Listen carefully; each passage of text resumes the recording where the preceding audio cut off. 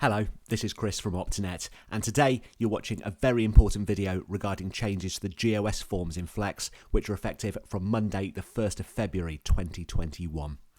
If you're watching this video after that date, it's still relevant as it's going to show you a couple of key features regarding how you can align your GOS forms so they print out correctly, how to choose which GOS forms link to the patient record buttons, and also, whilst it shouldn't be necessary, we're going to look at how we can change fields on the patient records. So, of course, if you're using GOS through Flex, then this shouldn't really have too much of a bearing on you, as it's just really how to print out the GOS2, the patient handouts, and perhaps the GOS3, the takeaway voucher if required. If you're using the portal, again, less prevalence, but it is still useful to know how to print out forms if required. So from Monday the 1st of February, we're making some automatic changes in Flex where you're automatically going to link to the new forms. So what I'm going to do is click onto Menu and choose Setup, and then we're going to head to Communication, which is where your forms live.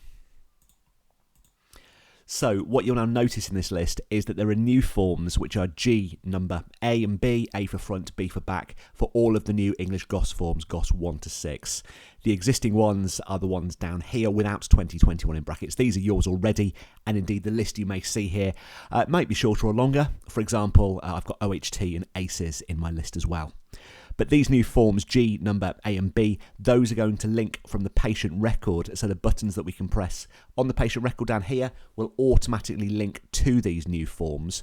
But depending on how you work and flow as a practice, you may need to choose which forms are being linked.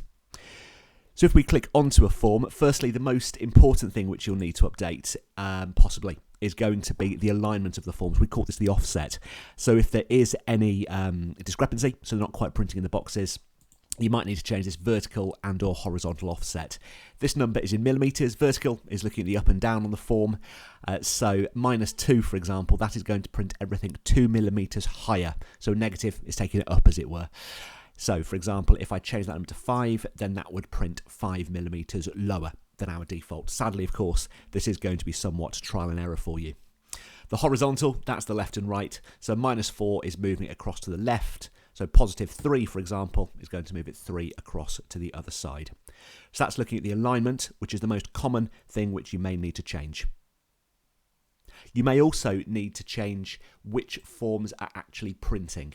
So by default, it's the forms with the RX which are in use, but many practices print these out before the examination, notably the GOS 1 back.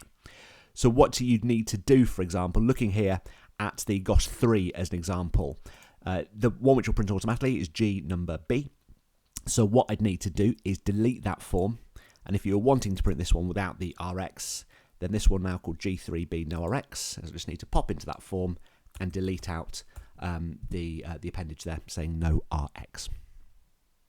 So you can choose which forms here print and indeed delete off any you don't want.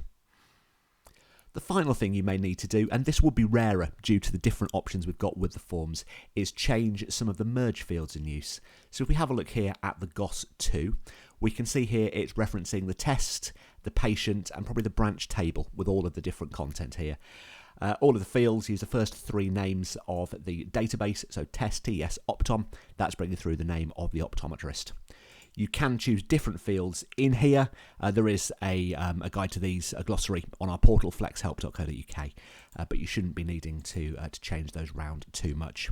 So broadly speaking, what it is that you're going to need to be looking at and changing is going to be the alignment. So under the setup, communication and forms, you can change the horizontal and or vertical offsets. How to choose which GOS forms link to the patient record buttons.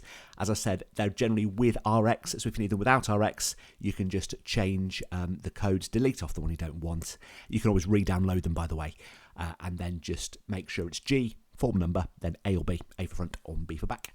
And we've looked briefly also at how to change the fields, which, as I've stressed, shouldn't really be necessary. Don't forget you can visit our portal, flexhelp.co.uk, for more information. And just to end on a slightly lighter note than all these GOS changes, looking at all the different ways we're here to help. Obviously, your practice Flexpert, as I call them, your Flex expert, should be the first port of call for whatever your query is in Flex. The portal, that's the website above, which I've mentioned, has got lots of useful information where you can also live chat with us. Click on the little purple blob towards the bottom right hand corner. You can also raise online tickets here and link to our YouTube channel, which well done for finding that. That's where you are right now. You can book a training call through there. So if there's something you are struggling to get to grips with, the diaries are online. Generally, we're booking up to 3-4 months ahead for calls at the moment, but there's always some availability, so do check that out. You can email us at any time, support@optinetuk.com. There's plenty of downloadable guides on the portal as well. If you'd rather have all this in black and white, then you can do. There's a guide to updating the GOS forms that went out as part of our Take 5 weekly update. You can tweet us at Optinet UK. We'd love to hear from you on social media, and that goes straight through to our support team as well. Or if you do need to, you can call us as well, 0800 310 2400.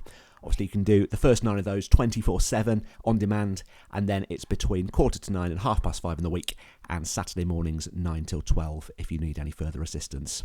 The best of luck with these changes, and as always, we remain here to help you and your business.